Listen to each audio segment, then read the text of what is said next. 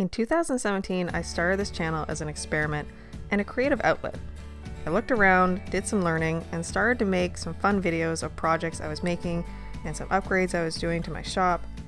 And I've got to say, it was a lot of fun. And then suddenly the videos stopped. For 3 years.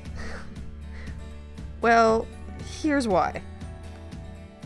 At the beginning of 2018, I was helping finish up some sales of a number of short-term rentals I had part ownership in. Once the sales were finalized, Dan and I bought our dream home.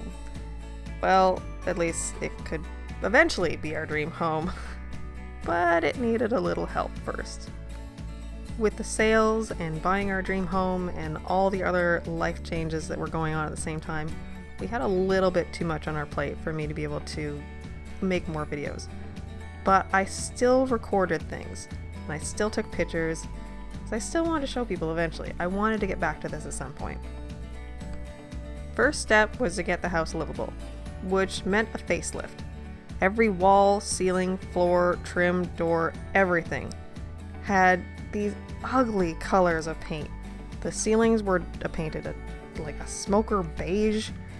The walls were dark. The floors were in rough shape, so everything got a fresh coat of paint.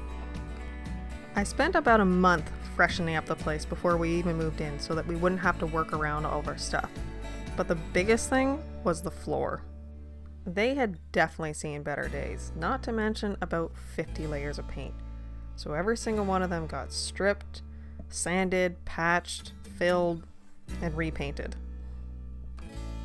And then came the fun part. My mom and I spent about a week making each stencil to specifically fit the rooms, and we stenciled all the floors.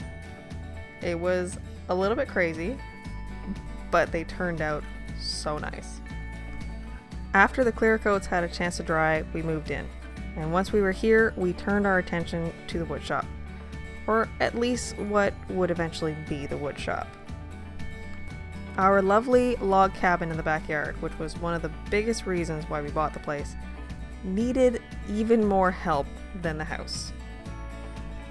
To start off, it was a mess. And on top of that, the roof leaked. The insulation was basically a puddle of biohazard. All the wires had been chewed. Structural beams had been removed.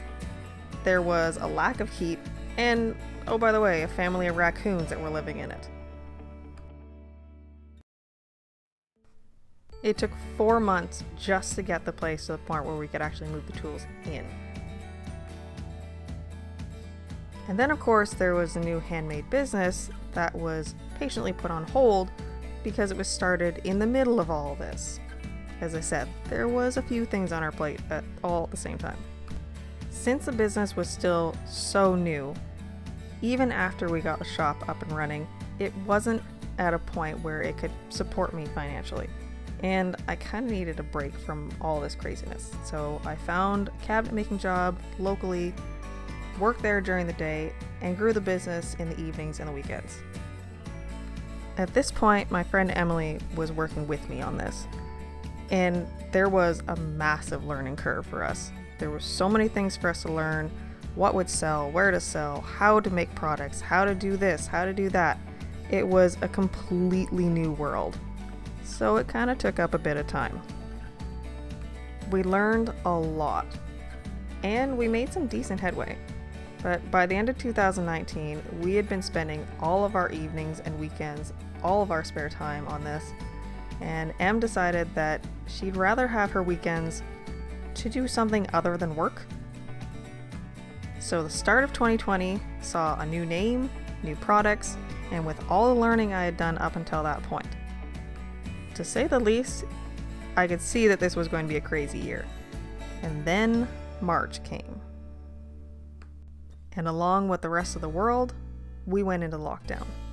And the income I had had from my temporary job dried up overnight since no one could leave the house. But I had tools, material, shop, products, all at home, and a postal service that picked up at the door. So let's give this a try. There was more learning curve in order to do the online side of things. And I'd like to say that at that point I didn't look back. But really, let's be honest, it's been a crazy year. There's been some doubts along the way, but after a year of doing this full time and supporting myself and my family, I'm still making, and at the end of this, I'm still smiling the whole time.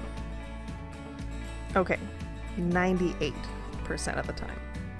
I'd like to say I'm back to making videos consistently, because I have a bunch of ideas that I've been filming, but the house still needs work, the shop isn't fully finished, the business is still growing, and our newest addition is definitely going to have us hopping. So for now, I'll be getting videos posted whenever I can.